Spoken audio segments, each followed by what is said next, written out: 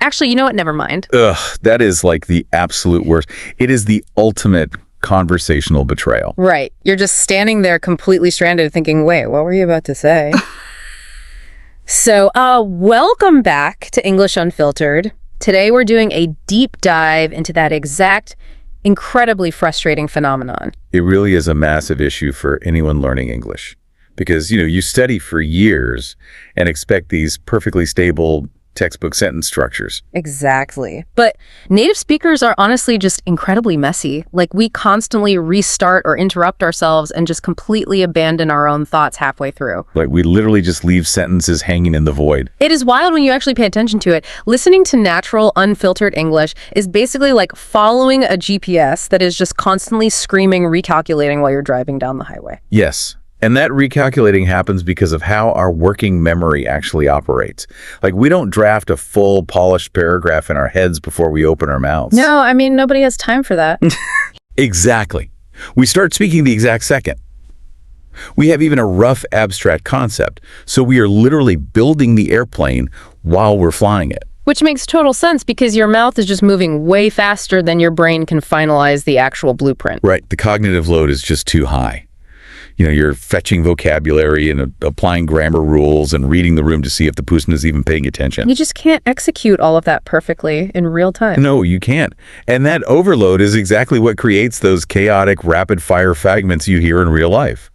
Like when someone says, well, the thing is, it's not that I don't. Oh, or my personal favorite. What I mean is, and then they just fall off a cliff into total silence. Exactly. But wait, think about this. That means the learner's brain is desperately trying to finish mapping out the original grammar structure.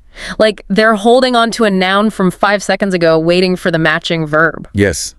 But the native speaker's brain has already completely dumped that sentence from their working memory and just moved on to a totally new idea. So the speaker abandoned the syntax 3 miles back, and the listener is still just sitting there, waiting to arrive at a destination that literally no longer exists. It is brutal.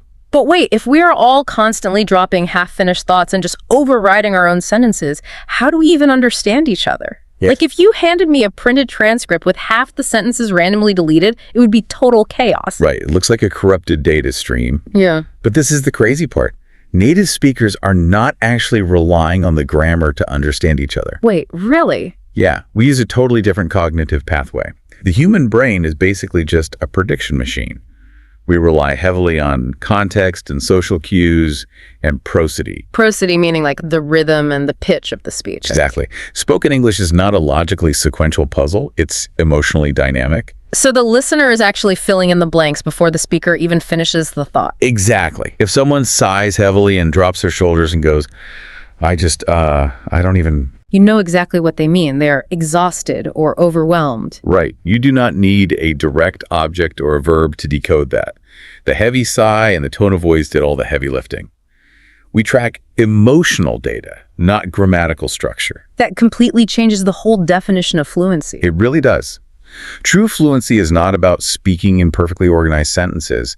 It's about having the cognitive flexibility to just ride the rhythm of a thought that is evolving in real time. So if you are listening to this, the next time someone abandons a sentence midway, do not panic. No, you didn't miss a vocabulary word. That word literally never existed in their brain. It's just a casualty of real-time processing. But, that actually brings up a really fascinating thought to end our deep dive on today. Oh, what's that? Think about how this applies to our interactions with AI and technology. If true human connection relies on these messy, unfinished, emotionally lingered fragments... Oh, wow, I see where you're going with this. Right. Is that why talking to perfectly grammatical AI voice assistants still feels so completely unnatural? Because they never just trail off or organically abandon a thought. Exactly. Maybe the ultimate Turing test isn't whether a machine can speak perfectly, but whether it knows how to abandon a sentence. Something to mull over. Catch you on the next deep dive.